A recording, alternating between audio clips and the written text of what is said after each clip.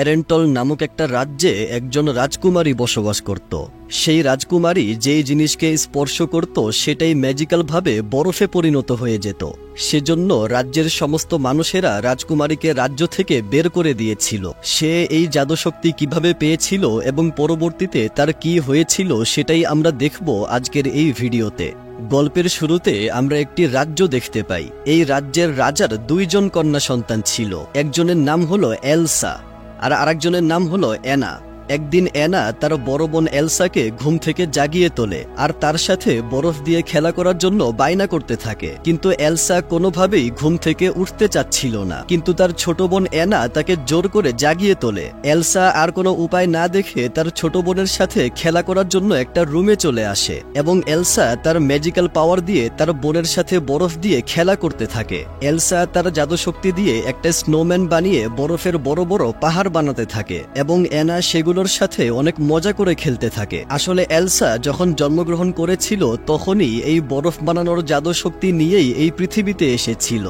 যাই হোক, তারা দুই বোন যখন খেলা করছিল তখন হঠাৎ করে এলসার পা পিছলে সে নিচে পড়ে যায়। তখন এলসার ম্যাজিক্যাল পাওয়ার ভুলবশত তার বোনের মাথায় গিয়ে লাগে, যার কারণে তার বোন অজ্ঞান হয়ে যায়। এলসা এটা দেখে প্রচন্ড চিন্তিত হয়ে তার মা বাবাকে ডাকতে থাকে। তার মা বাবা যখন এখানে আসে তখন তারা সিচুয়েশন দেখে একটা ম্যাপ বের করে ওই ম্যাপের পথ অনুসরণ করে একটা গন্তব্যের দিকে এগিয়ে যায়। তখন জঙ্গলের মাঝখানে ক্রিস্টফ নামক একটা ছেলে রাজা রানীকে রাজকুমারী এনাকে নিয়ে ঘোড়ায় করে কোথাও একটা নিয়ে যেতে দেখে এবং এই ছেলেটাও তার ঘোড়াকে সাথে করে নিয়ে তাদের পিছনে আসতে শুরু করে। রাজা রানী জঙ্গলের মাঝখানে একটা জায়গায় এসে তাদের মেয়েকে বাঁচানোর জন্য সেখানকার পাথরদের কাছে প্রার্থনা করতে থাকে। তখন সেখানকার সমস্ত পাথরগুলো হঠাৎ করে জীবিত হয়ে যায়। এই পাথরগুলোকে ট্রল বলা হয়, যারা এক ধরনের জীবন্ত পাথর। রাজা রানী যখন ওই পাথরদেরকে সমস্ত সিচুয়েশন বলে তখন একজন পাথর বলে, এই বরফ বানানোর ক্ষমতা আপনার মেয়ে কিভাবে পেয়েছে? রাজা রানী বলে, এই ক্ষমতা সে জন্মগতভাবে পেয়েছে। একজন পাথর বা একজন ট্রল এলসার ছোট বোন অ্যানার মাথায় হাত রেখে একটু আগে তার বোনের সাথে ঘটা সমস্ত ঘটনা তার স্মৃতি থেকে মুছে ফেলে, যার কারণে কিছুক্ষণ পরেই সে পরিপূর্ণভাবে সুস্থ হয়ে যায়। তখন ওই পাথরগুলো বলতে থাকে, রাজকুমারীর এই বরফ বানানোর ক্ষমতা তার বয়স বাড়ার সঙ্গে সঙ্গে আরো বেশি হয়ে যাবে এবং রাজকুমারী যদি এই শক্তিকে নিয়ন্ত্রণ করতে না পারে তাহলে ভবিষ্যতে তার এই শক্তি তার সবচেয়ে বড় শত্রু হয়ে যাবে। তখন এই সমস্ত কথাবার্তা সেখানে লুকিয়ে লুকিয়ে ক্রিস্টফ নামের ওই ছেলেটা সবকিছু শুনে ফেলে। তারপর রাজা রানী রাজকুমারীদেরকে নিয়ে আবারও রাজ্যে ফিরে আসে এবং পরের দিন থেকে তারা তাদের বড় মেয়ে এলসার এই ক্ষমতার জন্য তাকে আলাদা একটা রুমে বন্দি করে রাখে, যেন সে তার এই ক্ষমতাকে নিয়ন্ত্রণ করা শিখতে পারে এবং এই ক্ষমতার কথা যেন সবার কাছ থেকে গোপন রাখা যায়। তার জন্য রাজা রানী এই রাজ্যের সমস্ত মানুষদেরকে রাজকুমারী এলসা যেই প্রাসাদে ছিল এই প্রাসাদে প্রত্যেকের প্রবেশ নিষেধ করে দেয়। তারপর থেকে রাজকুমারী এলসার দিনকাল ওই রুমের ভিতরে একাকিত্বভাবে কাটতে থাকে। রাজকুমারী এলসার ছোট বোন তার সাথে খেলা করার জন্য রুমের বাহিরে এসে তাকে ডাকতে থাকে, কিন্তু রাজকুমারী এলসা একদিনও ওই রুম থেকে বাহিরে আসে না। এভাবে যত দিন যায় ততই তার ক্ষমতা ধীরে ধীরে আরো বাড়তে থাকে। এভাবে ধীরে ধীরে তার ক্ষমতা এই পর্যায়ে চলে এসেছে যে সে যেই জিনিসকে স্পর্শ করবে সেটাই বরফ হয়ে যাবে। তাই তার বাবা তাকে একটা হাত মোজা পরিয়ে দিয়ে বলে, তুমি এটা সবসময় পরে থাকবে। আর এই অবস্থাতেই সে আস্তে আস্তে বড় হতে থাকে। একদিন এলসার মা বাবা অর্থাৎ এই রাজ্যের রাজা রানী জাহাজে করে সমুদ্র যাত্রায় বের হয়, কিন্তু দুর্ভাগ্যবশত তারা যেই দিন বের হয়েছিল সেই দিন সমুদ্রে অনেক বড় একটা সামুদ্রিক ঝড় এসেছিল।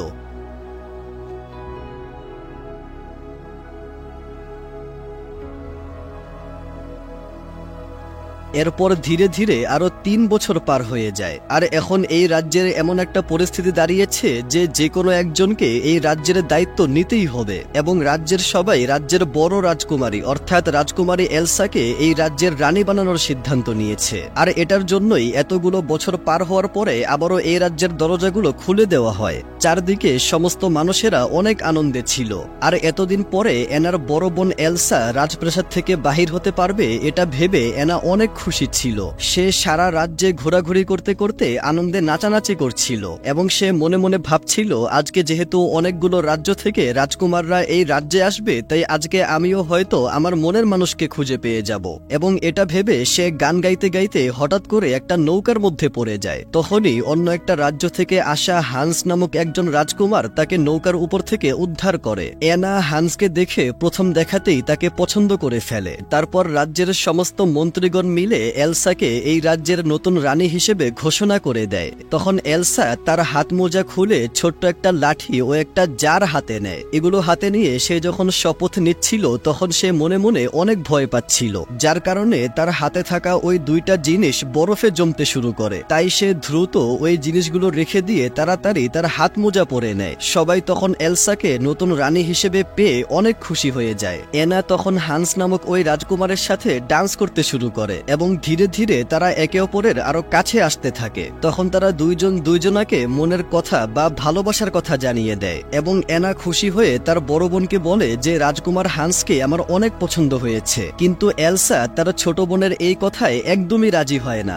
এলসা তার ছোট বোনের সাথে গোপনে একটু কথা বলতে চায়। অ্যানা বলে আমি আড়ালে কোথাও যাব না, তুমি যা বলার আমাকে এখানেই বলো। এলসা বলে তুমি এখনো অনেক ছোট, ভালোবাসার বিষয়ে তুমি এখনো কিচ্ছু বোঝো না। তোমার এই ছেলেটার সাথে আজকেই দেখা হয়েছে, তুমি তাকে আজকে দেখে আজকেই তাকে বিয়ে করার সিদ্ধান্ত কিভাবে নিতে পারো? তোমাদের এই সিদ্ধান্তে আমি একদমই রাজি না।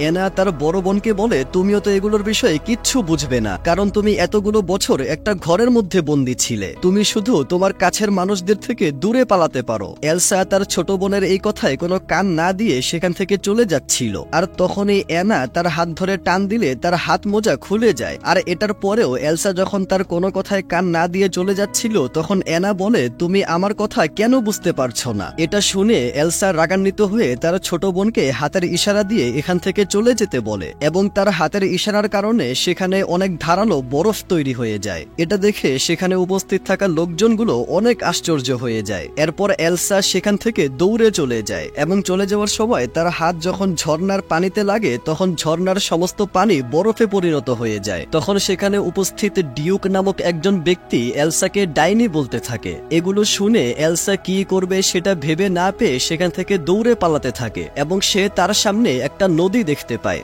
এবং যখন সে নদীতে পা রাখে তখন নদীর সমস্ত পানি বরফে পরিণত হয়ে যায়।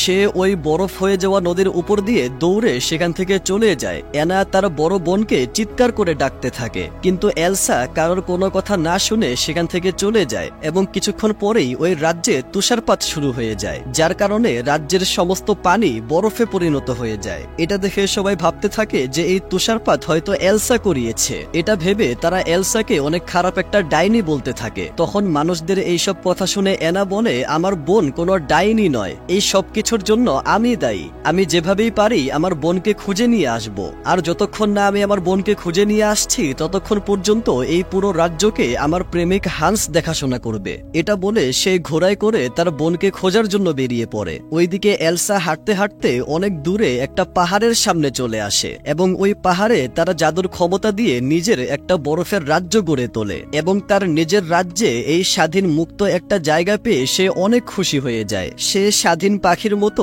তার এই নিজের বরফের রাজ্যে নিজের মতো করে স্বাধীন হয়ে ঘুরে বেড়াচ্ছিল।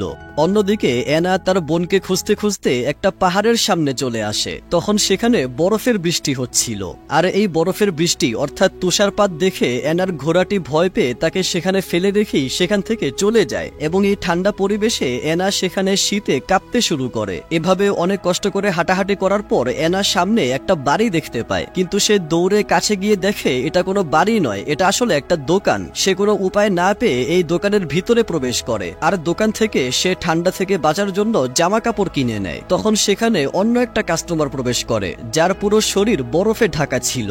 সে বলে আমি নর্থ থেকে এসেছি, সেখানে অনেক বেশি পরিমাণে বরফের ঝড় হচ্ছিল, সেজন্যই আমার পুরো শরীর বরফে ঢেকে গিয়েছে। আসলে এই ছেলেটি হচ্ছে ক্রিস্টফ নামের ওই ছেলে যাকে আমরা গল্পের শুরুতে দেখেছিলাম।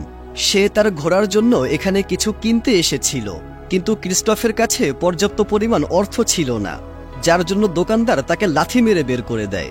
যার কারণে ক্রিস্টফ আর কোনো উপায় না পেয়ে তার ঘোড়ার সঙ্গে একটা জায়গায় বসে গান গাইতে থাকে। তখন সেখানে অ্যানা এসে ক্রিস্টফকে বলে, তোমার যা যা ক্রয় করা প্রয়োজন আমি সেই সব কিছু নিয়ে এসেছি, কিন্তু এটার বিনিময়ে তোমার আমাকে নর্থের পাহাড়গুলোর দিকে নিয়ে যেতে হবে। ক্রিস্টফ অ্যানার কথায় রাজি হয়ে তারা দুইজন ঘোড়ার গাড়িতে করে সামনের দিকে রওনা দেয়। তারা একসাথে গল্প করতে করতে বরফে ঢাকা জঙ্গল আর পাহাড়গুলোর মাঝখান দিয়ে এগিয়ে যেতে শুরু করে। তখন অ্যানা তার সঙ্গে এতক্ষণ ধরে ঘটা সমস্ত ঘটনা ক্রিস্টফকে খুলে বলে। অ্যানা মাত্র একদিনের পরিচয়ে একটা ছেলেকে ভালোবেসে ফেলেছে এটা শুনে ক্রিস্টফ অনেক অবাক হয়ে যায়। এভাবেই গল্প করতে করতে তারা যখন সামনে এগিয়ে যাচ্ছিল তখন কিছু নেকড়ে এসে তাদের পথ আটকে দেয়, আর নেকড়েগুলো তাদের উপর আক্রমণ করে ক্রিস্টফকে আঘাত করে নিচে ফেলে দেয়। সে একটা দড়ি ধরে কোনো রকমে গাড়ির সঙ্গে ঝুলে থাকে। তারপর অনেক কষ্টে কিছুক্ষণ বিশ্রাম করার পর সে নিজেকে বাঁচিয়ে নেয়। তখন তারা সামনে তাকিয়ে দেখতে পায় সামনে রাস্তা শেষ হয়ে গিয়েছে। এটা দেখে ক্রিস্টফ এনাকে তার ঘোড়ার কাঁধে তুলে দেয় এবং সে নিজেও লাফ দিয়ে কোনো মতে ওই নেকড়েগুলোর হাত থেকে নিজেকে বাঁচিয়ে নেয়। কিন্তু এই ঘটনায় তার গাড়িটি নিচে পড়ে ধ্বংস হয়ে যায়। তখন ক্রিস্টফ বরফের সঙ্গে স্লিপ খেয়ে নিচে পড়ে যাচ্ছিল। এটা দেখে অ্যানা একটা দড়ির মাধ্যমে তাকে উপরে উঠিয়ে নেয়। এতগুলো বিপদের সম্মুখীন হওয়ার পরে ক্রিস্টফ অ্যানাকে বলে, আমি তোমাকে আর কোনোভাবে কোনো সাহায্য করতে পারবো না। এটা শুনে অ্যানা নিজে নিজেই সামনের দিকে এগিয়ে যেতে শুরু করে। তখন ক্রিস্টফ মনে মনে ভাবে, যদি আমি অ্যানাকে সাহায্য না করি তাহলে আমার গাড়িটা যে ভেঙে গিয়েছে আমি এটার ক্ষতিপূরণ কখনোই পাবো না। এটা ভেবে সে আবারও অ্যানাকে সাহায্য করতে রাজি হয়ে যায়। এরপর তারা দুইজন মিলে সামনের দিকে আগাতে থাকে। তখন অ্যানার সামনে তাদের রাজ্যের দিকে তাকিয়ে দেখতে পায় তাদের পুরো রাজ্যটা বরফে ঢেকে গিয়েছে। এটা দেখে সে বলে, আমার বোনের কাছে বরফ নিয়ন্ত্রণ করার ক্ষমতা রয়েছে, সে এই সব কিছুকে ঠিক করতে পারবে। যাই হোক, তারা দুইজন হাঁটতে হাঁটতে সেখান থেকে নর্থের পাহাড়গুলোর দিকে চলে আসে। তখন তাদের কাছে একটা স্নোম্যান চলে আসে। স্নোম্যান তাদেরকে নিজের পরিচয় দিয়ে বলে, আমার নাম হলো ওলাফ। এটা দেখে অ্যানা বুঝে যায় যে তার বড় বোন এলসাই এই স্নোম্যানকে বানিয়েছে। অ্যানা ভাবে এই স্নোম্যান অবশ্যই জানে যে আমার বোন এই মুহূর্তে কোথায় রয়েছে, তাই সে স্নোম্যানকে বলে, তুমি আমাদেরকে আমার বোনের কাছে নিয়ে চলো। অন্যদিকে অ্যারেন্টাল রাজ্যে অনেক বেশি পরিমাণে তুষারপাত হচ্ছিল, তাই রাজকুমার হান্স সেখানকার মানুষদেরকে কম্বল ও গরম কাপড় দিয়ে সাহায্য করছিল। কিন্তু কিছুক্ষণ পরে রাজকুমারী অ্যানা যেই ঘোড়াকে নিয়ে বের হয়েছিল ওই ঘোড়াটি আবারও রাজ্যে ফিরে আসে। এটা দেখে সবাই অবাক হয়ে যায়। রাজকুমার হান্স এটা দেখে বলে, নিশ্চয়ই অ্যানা অনেক বড় একটা বিপদে রয়েছে। আমার সাথে রাজকুমারী অ্যানাকে সাহায্য করতে তোমরা কে কে যেতে চাও? এটা শুনে সেখানকার অল্প কিছু সংখ্যক মানুষেরা রাজি হয়ে যায়। কিন্তু ডিউক নামের এই লোকটা ষড়যন্ত্র করে রাজকুমার হান্সের সাথে তার দুইটা লোককে পাঠিয়ে দেয়, আর তার ওই দুইজন লোককে বলে, তোমরা রানী এলসাকে দেখলে তাকে সেখানেই হত্যা করে ফেলবে। এইদিকে অ্যানা হাঁটতে হাঁটতে অনেক সুন্দর একটা বরফের রাজ্যের মধ্যে চলে আসে। তারা সামনে অনেক বড় একটা পাহাড় দেখতে পায়। অ্যানা এই পাহাড়ের উপরে ওঠার চেষ্টা করে, কিন্তু কিছুক্ষণ পর সে নিচে পড়ে গেলে ক্রিস্টফ তাকে বাঁচিয়ে নেয়। ওলাফ অর্থাৎ ওই স্নোম্যানটা বলে, তোমরা সবাই আমার সাথে আসো। তারা স্নোম্যানকে ফলো করতে করতে একটু সামনে এগোলে অসম্ভব সুন্দর একটা প্রাসাদ দেখতে পায় এবং অ্যানা সবাইকে বাহিরে অপেক্ষা করতে বলে সে নিজে একা ওই প্রাসাদের ভিতরে প্রবেশ করে। ভিতরে প্রবেশ করে এত সুন্দর একটা প্রাসাদকে দেখে সে মুগ্ধ হয়ে যায়। সে তার বোনকে ডাক দিলে তার বোন এলসা সেখানে চলে আসে। অ্যানা তার বোনকে বলে, সেই দিন তোমার সাথে খারাপ ব্যবহার করার জন্য আমি আন্তরিকভাবে দুঃখিত, আমাকে ক্ষমা করে দাও, আর প্লিজ আমার সাথে আবারও বাড়িতে ফিরে চলো। এলসা বলে, অ্যারেন্টন রাজ্যটা আমার জন্য নয়, আমার জায়গায় তুমি রানী হয়ে ওই রাজ্যকে সামলাও। আমি আমার এই বরফের রাজ্যে একা একাই থাকতে চাই, যাতে আমার জন্য কারোর কখনো কোনো রকম ক্ষতির সম্মুখীন হতে না হয়। তখন সেখানে ওই স্নোম্যানটা চলে আসে। অ্যানা ওই স্নোম্যানকে উদ্দেশ্য করে তার বোন এলসাকে বলে, তোমার কি মনে আছে আমরা ছোটবেলায় একসাথে কত স্নোম্যান বানিয়ে কত খেলা করতাম? এটা শুনে এলসার ছোটবেলার ওই দুর্ঘটনার কথা মনে পড়ে যায়। এটা মনে পড়ার পর এলসা অ্যানাকে বলে, তুমি আমার থেকে দূরত্ব বজায় রাখো, না হলে আমার জন্য যে কোনো সময় তোমারও বিপদ হতে পারে। এটা বলে সে সেখান থেকে চলে যাচ্ছিল। অ্যানা বলে, কিন্তু তুমি চলে আসার কারণে আমাদের রাজ্যটা সম্পূর্ণ বরফে ঢেকে গিয়েছে, একমাত্র তুমি সবকিছুকে ঠিক করতে পারবে। এলসা বলে, যাই হয়ে যাক না কেন আমি আর একদমই রাজ্যে ফিরতে পারবো না। এনা বারবার এলসাকে রাজ্যে ফিরে আসার জন্য অনুরোধ করতে থাকে, যার জন্য এলসা একটু রাগান্বিত হয়ে যায়। তখন তার হাতের ইশারায় বরফ বের হয়ে সেটা এনার বুকে এসে আঘাত করে। এনা এই আঘাতে ব্যথায় চিৎকার করে উঠলে ক্রিস্টফ দৌড়ে ভিতরে চলে আসে। এলসা ক্রিস্টফ আর তার ঘোড়াকে দেখে অনেক অবাক হয়ে যায়। এলসা চাচ্ছিল না যে তার জন্য তার কাছের মানুষদের কোনো ক্ষতি হোক বা কেউ কোনো বিপদের সম্মুখীন হোক, সেজন্য সে সবাইকে এই প্রাসাদ থেকে বের হয়ে যেতে বলে। কিন্তু এনা কোনোভাবেই তার বোনকে এখান থেকে না নিয়ে যেতে চাচ্ছিল না। তখন এলসা তার বরফের পাওয়ার দিয়ে একটা বরফের দৈত্য বানিয়ে ওই দানবের মাধ্যমে তাদেরকে এখান থেকে বের করে দেয়। দানবটা যখন তাদেরকে ভয় দেখাচ্ছিল তখন তারা দৌড়াতে দৌড়াতে একটা পাহাড়ের কোনায় চলে আসে। ক্রিস্টফ তখন তার মাথা খাটিয়ে একটা রশির মাধ্যমে নিচে নামতে থাকে, কিন্তু ওই দানবটা এসে তাদেরকে আবারও উপরে তুলে নেয় আর চিৎকার করে ভয় দেখিয়ে বলে, তোমরা আর কখনো আর কোনোদিনও এখানে আসার সাহস করবে না। এনা ভয় পেয়ে বলে, এই শেষবারের মতো আমাদেরকে ক্ষমা করে দাও, আমরা আর কখনো এখানে আসবো না। এটা শুনে ওই দানবটা তাদেরকে নিচে ছুঁড়ে মারে। তারা উঠে নিজের জীবন বাঁচিয়ে সেখান থেকে ফিরে আসতে থাকে। তখন ক্রিস্টফ খেয়াল করে দেখে এনার চুল ধীরে ধীরে একটু একটু করে সাদা হয়ে যাচ্ছে। আসলে একটু আগে তার বোন এলসা যেহেতু তার উপর আঘাত করেছিল, সেজন্যই এনার চুল এখন ধীরে ধীরে সাদা হয়ে যাচ্ছে। যাই হোক, এরপর এনা আর ক্রিস্টফ সেখান থেকে হাঁটতে হাঁটতে অনেক পথ পাড়ি দিয়ে একটা নতুন জায়গায় চলে আসে। ক্রিস্টফ বলে, আমি আমার বন্ধুদের সাথে এখন তোমাকে পরিচয় করিয়ে দেব। ক্রিস্টফ সেখানে উপস্থিত কিছু পাথরদের সাথে এনাকে পরিচয় করিয়ে দেয়। ওই পাথরগুলোকে দেখে ওলাফ মানে ওই স্নোম্যানটা বলে, নিশ্চয়ই ক্রিস্টফ পাগল হয়ে গিয়েছে, সেজন্যই সে এই পাথরগুলোকে নিজের বন্ধু বলছে।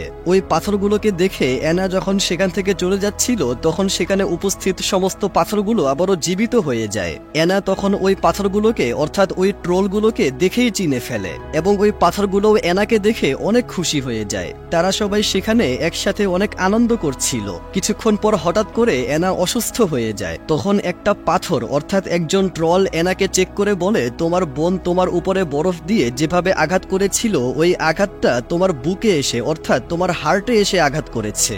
যদি এটা ঠিক করা না হয় তাহলে তুমি খুব শীঘ্রই মারা যাবে। তখন ক্রিস্টফ ট্রলকে বলে, আপনারা তো এই সমস্যার সমাধান করতে পারেন তাই না? ট্রল বলে, যদি এই আঘাত এনার মাথায় লাগতো তাহলে হয়তো আমি এটা ঠিক করতে পারতাম, কিন্তু এই আঘাত যেহেতু তার হার্টে লেগেছে তাই একমাত্র এনার সত্যিকারের ভালোবাসাই তার হৃদয় থেকে এই বরফকে গলাতে পারবে। তখন একটু একটু করে এনা আরো বেশি অসুস্থ হয়ে যাচ্ছিল, সেজন্য ক্রিস্টফ এনাকে নিয়ে আবারও রাজ্যে ফিরে আসার উদ্দেশ্যে এগিয়ে যায়। অন্যদিকে রাজকুমার হান্স তার সঙ্গে আসা সমস্ত মানুষদের নিয়ে ওই বরফের প্রাসাদে চলে আসে। সেখানে উপস্থিত ওই দানবটা তাদেরকে আটকানোর চেষ্টা করে, কিন্তু তারা তাও কোনো মতে দানবকে ফাঁকি দিয়ে এলসার প্রাসাদের ভিতরে ঢুকে পড়ে। তখন ডিউক নামক ওই লোকটার পাঠানো দুইজন লোক এলসাকে হত্যা করার জন্য বারবার তার উপর আঘাত করার চেষ্টা করতে থাকে, কিন্তু এলসা অনেক কষ্টে নিজেকে বাঁচিয়ে নেয়।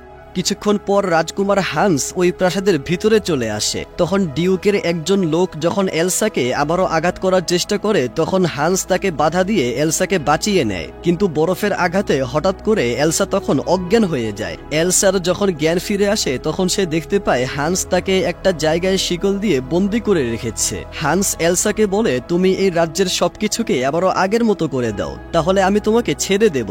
এলসা তাকে বোঝানোর চেষ্টা করে যে আমি এইসব কিছু আমার ইচ্ছা মতো করতে পারি না, এগুলো সবকিছুই আমার নিয়ন্ত্রণের বাহিরে। এদিকে ক্রিস্টফ অনেক কষ্ট করে এনাকে আবারও তার রাজ্যে ফিরিয়ে নিয়ে আসে, কিন্তু রাজ্যের মানুষজন ক্রিস্টফকে রাজপ্রাসাদের ভিতরে প্রবেশ করতে দেয় না। এটা দেখে সে অনেক মন খারাপ করে সেখান থেকে চলে যায়। প্রাসাদের ভিতরে এনাকে এত অসুস্থ অবস্থায় দেখে হান্স অনেক কষ্ট পায়। এনা হান্সকে তার অসুস্থতার কথা সবকিছু বুঝিয়ে বলে। এনা বলে, যদি কেউ আমাকে সত্যিকার অর্থে ভালোবাসে আর সে যদি আমাকে কিস করে তাহলে আমি ভালো হয়ে যাব। এনা মনে করেছিল হান্স তাকে কিস করলে সে আবারও সুস্থ হয়ে যাবে, কিন্তু এগুলো শুনে হান্স হাসতে হাসতে বলে, তুমি অনেক বোকা একটা মেয়ে, তুমি কিভাবে ভাবলে আমি তোমাকে ভালোবাসবো? আমি তো তোমাদের এই রাজ্যের রাজা হওয়ার জন্য তোমার সাথে মিথ্যা ভালোবাসার নাটক সাজিয়েছি, আর তুমি এতই বোকা একটা মেয়ে যে তুমি আমার নকল ভালোবাসাকে আসল ভালোবাসা মনে করে প্রেমের সাগরে হাবুডুবু খাচ্ছ। কিন্তু আমি তোমার বোনকে আটকে রেখেছি, যখনই এখানকার আবহাওয়া ঠিক হয়ে যাবে আমি তোমার বোনকে মেরে ফেলে এখানকার রাজা হয়ে যাব। এই কথা শুনে এনা অনেক কষ্ট পায়। তখন হান্স এনাকে একটা রুমের ভিতরে আটকে রেখে সেখান থেকে বাহিরে চলে যায়। এনা এখানে ঠান্ডা পরিবেশের কারণে ধীরে ধীরে সেখানে অনেক বেশি অসুস্থ হয়ে পড়তে থাকে। তখন হান্স বাহিরে এসে রাজ্যের সব মানুষদের সামনে ভাব নিয়ে নাটক করে বলে রাজকুমারী অ্যানা মারা গিয়েছে এবং অ্যানাকে তার আপন বড় বোন এলসা মেরে ফেলেছে। এটা শুনে তারা আবারও মনে করে যে এলসা আসলেই অনেক খারাপ একটা ডাইনি। এটা ভেবে তারা সবাই নিজে নিজেই রাজকুমার হান্সকে তাদের রাজ্যের দায়িত্ব দিয়ে দেয়। তখন হান্স বলে এখন সবার আগে আমাদের এলসাকে মেরে ফেলা উচিত। ওইদিকে এলসা কোনো মতে নিজেকে ছাড়িয়ে এখান থেকে পালিয়ে যায়, যার কারণে তখনই সারা রাজ্যে সমস্ত কিছু বরফে পরিণত হতে থাকে। এটা দেখে রাজ্যের সবাই অনেক ভয় পেয়ে যায়। অন্যদিকে ক্রিস্টফ যখন মন খারাপ করে এখান থেকে চলে যাচ্ছিল তখন তার ঘোড়া তাকে আবারও ওই রাজ্যের দিকেই নিয়ে আসে। তখন ক্রিস্টফের আবারও এনার কথা মনে পড়ে সে তাকে সাহায্য করার জন্য আবারও ফিরে আসতে থাকে। ওইদিকে কিছুক্ষণের মধ্যেই সমস্ত রাজ্য সম্পূর্ণভাবে বরফে ঢেকে যায়। এইদিকে অ্যানা একটা বন্ধ ঘরের মধ্যে আটকে থাকার জন্য সেখান থেকে বের হতে পারছিল না, কিন্তু তখন সৌভাগ্যবশত ওলাফ নামক ওই স্নোম্যানটা সেখানে এসে কোনো মতে তাকে বাঁচিয়ে নিয়ে আসে। এদিকে হান্স একটা জায়গায় এলসাকে খুঁজে পায়। এলসা সেই সময় বলে তুমি সব সময় আমার বোনের খেয়াল রেখো। হান্স বলে আপনার জন্যই আপনার বোন এখন মৃত্যুর মুখে দাঁড়িয়ে রয়েছে, কারণ আপনি আপনার বোনকে যেই আঘাত করেছিলেন সেটার জন্য সে এখন একটু একটু করে মরে যাচ্ছে। এই কথা শুনে এলসা কান্না করতে শুরু করে। সেই সুযোগে হান্স একটা তলোয়ার দিয়ে যখন এলসাকে মেরে ফেলার চেষ্টা করে তখনই তার ছোট বোন অ্যানা সেখানে এসে এলসাকে বাঁচিয়ে নেয় আর নিজে একটা বরফের মূর্তিতে পরিণত হয়ে যায়। এটা দেখে এলসা তার বোনের মূর্তি ধরে কান্না করতে শুরু করে, আর কিছুক্ষণ পরে অ্যানা মূর্তি থেকে আবারও স্বাভাবিক মানুষ হয়ে যায়। এলসা অ্যানাকে বলে তুমি আমার জন্য তোমার নিজের জীবনকে কেন উৎসর্গ করেছিলে? অ্যানা বলে কারণ আমি তোমাকে অনেক ভালোবাসি। এটা শুনে এলসা বুঝতে পারে যে সত্যিকারের ভালোবাসাই একমাত্র এই সব কিছুকে ঠিক করতে পারবে। তারপর সে তার ভালোবাসার শক্তি দিয়ে এই রাজ্যের সবকিছুকে ঠিক করে দেয়। তাদের রাজ্যে আবারও সুখ শান্তি চলে আসে, আর বিশ্বাসঘাতক ওই হান্সকে তারা একটা জেলখানায় বন্দি করে দেয়। সেই সময় তারা ক্রিস্টফকে নতুন একটা গাড়ি উপহার দেয়। এটা দেখে ক্রিস্টফ অনেক খুশি হয়ে যায় এবং অ্যানা আর ক্রিস্টফ তারা দুইজন একে অপরকে ভালোবেসে ফেলে। আর এই রাজ্যের সবাই এলসাকে তাদের রানী হিসেবে গ্রহণ করে নেয়। আর এটার সাথে এই গল্পটা এখানেই শেষ হয়।